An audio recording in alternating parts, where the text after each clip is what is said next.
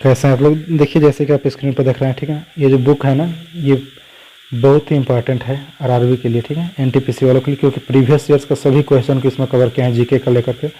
और इस बुक को हम लाइन बाय लाइन करके जीके को हम आपको कंफर्म कराएंगे और व्याख्या के साथ में कराएंगे, ठीक है। और आप हमारे चैनल को सब्सक्राइब कर लीजिएगा अगर आप आरआरबी से रिलेटेड जैसे ग्रुप डी एनटीपीसी किसी का भी फार्म भरे हैं तो। और इस जीके को रोज़ का रोज़ देखते रहिएगा, डेली हम अपलोड करेंगे इस चैनल पर, ठीक है। तो इसलिए हमारे सरकारी एग्जाम पॉइंट टू चैनल को सब्सक्राइब कर लीजिएगा। दोस्तों देखिए आज राज्य व्यवस्था में से कवर किए हैं क्वेश्चन और पार्ट वाइज कराते चलेंगे, ठीक। तो देखिए पहला क्वेश्चन है आज का कि भारत में कौन सी तिथि संविधान दिवस के रूप में मनाई जाती है। भारत में कौन सी तिथि जो है संविधान दिवस के रूप में मनाई जाती है। तो इसमें है 26 नवंबर, 15 अगस्त, 14 अप्रैल, 6 दिसंबर, ठीक है। और ये देख लीजिए रेलवे एनटीपीसी ऑनलाइन परीक्षा 16 अप्रैल 2016 को सेकेंड पाली में आया था। नीचे जितना भी देखेंगे ना वो परीक्षा में उस पाली में पूछा गया है। तो देखिए इसमें हो जाएगा ऑप्शन नंबर ए 26 नवंबर, ठीक है। 26 नवंबर को संविधान दिवस के रूप में मनाया जाता है। देखिए इसमें व्याख्या है कि भारत में प्रतिवर्ष 26 नवंबर को संविधान दिवस के रूप में मनाया जाता है। क्यों मनाया जाता है भाई। तो 26 नवंबर 1949 को संविधान सभा द्वारा भारत के संविधान को अंगीकृत किया गया था, जो 26 जनवरी 1950 को प्रभाव में आया। देखिए इससे न व्याख्या से 2-3 क्वेश्चन ये हो जाएगा, कवर हो जाएगा आपका। देखिए 26 जनवरी 1950 को क्या हुआ, वो प्रभाव में आया, अंगीकृत किया गया। और 26 नवंबर को क्या बनाया जाता है, संविधान दिवस मनाया जाता है। ये देखिए भारत का संविधान दिवस कब मनाया जाता है, ठीक है। तो ये वही है 26 नवंबर को मनाया जाता है, ठीक है, उपयुक्त व्याख्या से है। अब ये देखिए आगे क्वेश्चन में है कि देखिए एक मिनट जूम कर ले थोड़ा। देखिए कि नीचे एक अभिकथन और एक कारण आर दिया गया है। अभिकथन ए भारतीय संविधान 26 जनवरी 1950 से लागू हुआ। कारण 26 जनवरी को गणतंत्र दिवस के रूप में मनाया जाता है। सही विकल्प को चुनना है। तो देखिए इसमें क्या हो जाएगा कि इसमें कह रहे हैं कारण सही होगा क्या होगा। तो देखिए एक तो है कि 26 जनवरी देख लीजिए कहा कि भारतीय संविधान दिवस 26 जनवरी 1950 से लागू हो, ये भी सही है। और कारण 26 जनवरी गणतंत्र दिवस के रूप में मनाया जाता है, ये भी सही है, दोनों सही है। तो क्या हो जाएगा ऑप्शन नंबर डी कि दोनों सही है। ये देखिए इसका व्याख्या कि भारतीय राष्ट्रीय कांग्रेस के लाहौर अधिवेशन दिसंबर 1929 में पूर्ण स्वराज की घोषणा की गई तथा 26 जनवरी को स्वतंत्रता दिवस मनाए जाने का संकल्प लिया गया और आज़ादी के पूर्व, ठीक। तो यही है इसका व्याख्या दोस्त। और देखिए आगे के क्वेश्चन अगर कवर करते हैं तो देखिए आगे का क्वेश्चन ये है कि भारत के संविधान के संदर्भ में निम्न में से कौन सा कथन सत्य है। भारत के संविधान के संदर्भ में निम्न में से कौन सा कथन सत्य है। ये 2017 में पूछा गया था। देखिए यह कानून के शासन को विधिवत करता है, यह कानूनी दस्तावेज नहीं है, यह राष्ट्रीय के नियमों के पुस्तक हैं, यह मौलिक राजनीतिक मूल्यों को दर्शाता है। तो इसमें क्या हो जाएगा ऑप्शन नंबर बी हो जाएगा, यह कानूनी दस्तावेज नहीं है, ठीक है, यह कानूनी दस्तावेज नहीं है। देख लीजिए इसका व्याख्या क्या है। उसके बाद देखिए संविधान सभा ने भारतीय राष्ट्रीय ध्वज को कब अपनाया था। जो संविधान सभा है वो भारतीय राष्ट्रीय ध्वज को कब अपनाया था। तो ये अपनाया था 22 जुलाई 1947 को। कब अपनाया था, 22 जुलाई 1947 को। ये एनटीपीसी में 6 अप्रैल 2016 को पूछा गया था, ठीक है। और देखिए इसमें व्याख्या में दिया है कि 1947 में तो अपनाया गया था, लेकिन राष्ट्रीय ध्वज के बीच में चक्र कितने होते हैं, 24 होते हैं। और ध्वज की लंबाई और चौड़ाई कितनी होती है, अनुपात 3:2 होता है, ठीक है। इसका लंबाई और चौड़ाई का अनुपात 3:2 होता है, ठीक। आगे का क्वेश्चन देखिए। आगे भारत के राष्ट्रीय गान का रचयिता कौन है। तो ये तो भाई सभी लोग जानते हैं कि रविन्द्रनाथ टैगोर है राष्ट्रीय गान का रचयिता, ठीक है, रविन्द्रनाथ टैगोर। और देखिए इसको हम पूरा व्याख्या कर दे राष्ट्रीय गान का। तो रविन्द्रनाथ टैगोर द्वारा मूल रूप से बांग्ला में रचित और संगीतबद्ध जनगण मन भारत का राष्ट्रीय गान है, ठीक है। ये बांग्ला में रचित है। इसके हिंदी संस्करण को संविधान सभा के द्वारा भारत के राष्ट्रीय गान के रूप में 24 जनवरी 1950 को अपनाया गया था, जबकि वंदे मातरम भारत का राष्ट्रीय गीत है जो बंकिम चंद्र चटर्जी द्वारा लिखा गया है। वंदे मातरम बंकिम चंद्र चटर्जी द्वारा लिखा गया है, लेकिन वो राष्ट्रीय गीत है। लेकिन राष्ट्रीय गान जनगण मन ये किसके द्वारा, रविन्द्रनाथ टैगोर के द्वारा लिखा गया है।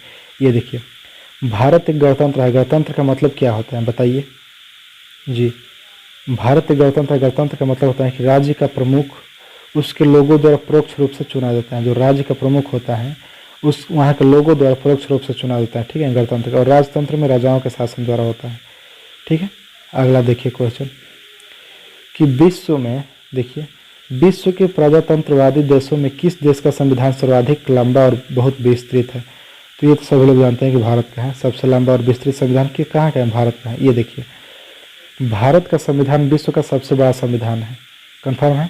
इसमें 22 भाग, 395 अनुच्छेद तथा 12 अनुसूचियाँ हैं। ठीक से देख लीजिए, इसमें 22 भाग, 395 अनुच्छेद और अनुसूचियाँ कितनी हैं? 12 हैं। यहाँ से देखिए पूछ देगा, 3 प्रश्न बन जाएगा कि संविधान में कितने भाग होते हैं? तो 22 अनुच्छेद कितने होते हैं? 395 अनुसूचियाँ कितने? तो 12। ये देखिए संयुक्त राज्य अमेरिका का संविधान प्रथम पूर्ण लिखित संविधान है। जो अमेरिका का संविधान है वो सबसे पहले की लिखित संविधान है। यह विश्व का सबसे छोटा लिखित संविधान है, लेकिन वो विश्व का सबसे छोटा है लिखित में, जिसमें मात्र 7 अनुच्छेद है। अमेरिका के अनुच्छेद कितने हैं? अमेरिका के संविधान में 7 ही अनुच्छेद है। ठीक, देखिए ये मत देखिए कि इतना ही प्रश्न है, एक ही प्रश्न में व्याख्या में कई प्रश्न आ जाते हैं। ये देखिए मूलभूत अधिकारों में से ज़्यादातर हमारे संविधान के किस अनुच्छेद से मतलब शामिल है? तो ये 12 से 35। जो मूलभूत अधिकारों में से ज़्यादातर हमारे संविधान के 12 से 35 अनुच्छेद में क्या है? शामिल किए गए हैं। और ये भी 2016 में पूछा गया था। देखिए व्याख्या, भारतीय संविधान के भाग 3 में अनुच्छेद 12 से 35 तक मौलिक अधिकारों का वर्णन किया गया है। वर्तमान में कुल 6 मौलिक अधिकार प्रदान किए गए हैं। वर्तमान में कितने मौलिक अधिकार प्रदान किए हैं? 6। ठीक, अगला क्वेश्चन देखिए कि 4 मूलभूत अधिकारों में से एक का चयन करें जो भारत के नागरिकों और विदेशियों के लिए उपलब्ध होता है। जो भारत के नागरिकों और किसके लिए? विदेशियों के लिए उपलब्ध होता है। तो देखिए ऑप्शन नंबर डी दिया है यहाँ पे, धार्मिक मामले का प्रबंध करने की स्वतंत्रता। अगर आप विदेश से भी आए हैं तो धार्मिक मामलों में आप प्रबंध कर सकते हैं, पूजा पाठ यहाँ पे कर सकते हैं, या आप भी कहीं जाकर के पूजा पाठ कर सकते हैं अपने देश में। तो अनुच्छेद 26 में ये निहित है। ये 2016 के सेकेंड पाली में पूछा गया। ठीक, ये देखिए आगे क्वेश्चन है कि भारत के राष्ट्रपति को किसके द्वारा शपथ दिलाई जाती है? जो भारत का राष्ट्रपति है उसको किसके द्वारा शपथ दिलाई जाती है बताइए? तो ये भारत के मुख्य न्यायाधीश द्वारा। ठीक है, भारत के राष्ट्रपति को भारत के मुख्य न्यायाधीश द्वारा शपथ दिलाई जाती है। ठीक है, अगला क्वेश्चन है कि भारत के राष्ट्रपति चुनाव में विवाद की स्थिति उत्पन्न होने पर फैसला करने का अधिकार किसके पास है? मतलब कि अगर भारत के राष्ट्रपति के चुनाव जब हो रहे हैं तो उस समय विवाद हो गया, तो उस स्थिति में जो विवाद उत्पन्न होता है उसका फैसला करने का अधिकार किसके पास है? तो ये है उच्चतम न्यायालय के, मतलब कि हाई कोर्ट के पास है, उच्चतम न्यायालय के। ठीक, और देखिए आगे क्वेश्चन कि राष्ट्रपति की पैकेट वीटो शक्ति के संदर्भ में ऐसी टिप्पणी क्यों की जाती है कि भारतीय राष्ट्रपति की शक्ति अमेरिका राष्ट्रपति की तुलना में बड़ी है?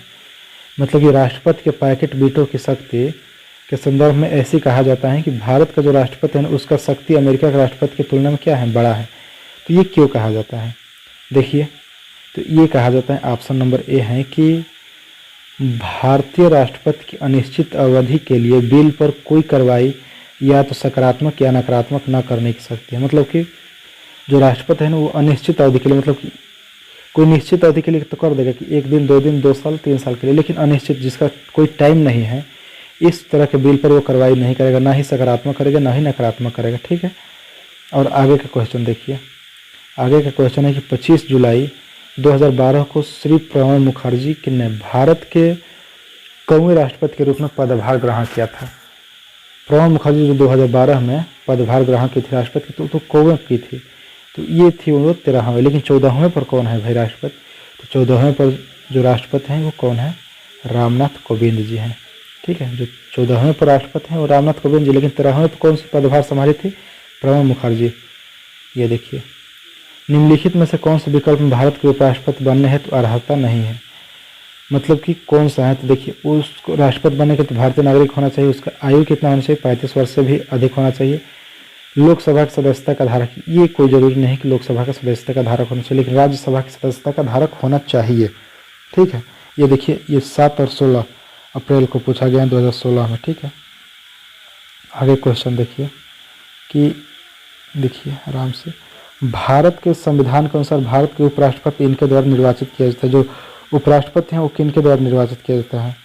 तो उपराष्ट्रपति हैं वो संसद के दोनों सदनों के निर्वाचित सदस्य, भारत के प्रधानमंत्री, राज्य के राज्यसभा के सदस्य, भारत के राष्ट्रपति। तो ये किसके द्वारा किया जाता है? देखिए निर्वाचन के सदस्यों द्वारा अनुपातिक प्रतिनिधि, मतलब कि 2 संबंधित 3 में, मतलब कि जो देखिए सदन में जो होता है निर्वाचित होता है तो उसमें जिसकी संख्या अधिक होती है उसके द्वारा चुना जाता है क्या, उपराष्ट्रपति चुना जाता है। ठीक है, और भारत के पहले उपराष्ट्रपति कौन है, तो एस राधाकृष्णन, सर्वपल्ली राधाकृष्णन। ठीक है, जिसके दिवस में जन्म दिवस पर क्या मनाते हैं हम लोग, शिक्षक दिवस मनाते हैं सर्वपल्ली राधाकृष्णन की। ठीक है, और देखिए अगला क्वेश्चन है कि निम्नलिखित में से कौन कभी भी भारत का उपराष्ट्रपति नहीं रहा। तो देखिए एपीजे अब्दुल कलाम जो है ना वो भारत के राष्ट्रपति नहीं रहे, उपराष्ट्रपति नहीं रहे। मोहम्मद हामिद अंसारी, रामास्वामी वेंकटरमण, शंकर दयाल शर्मा, ये सभी रहे हैं, लेकिन एपीजे अब्दुल कलाम नहीं रहे हैं।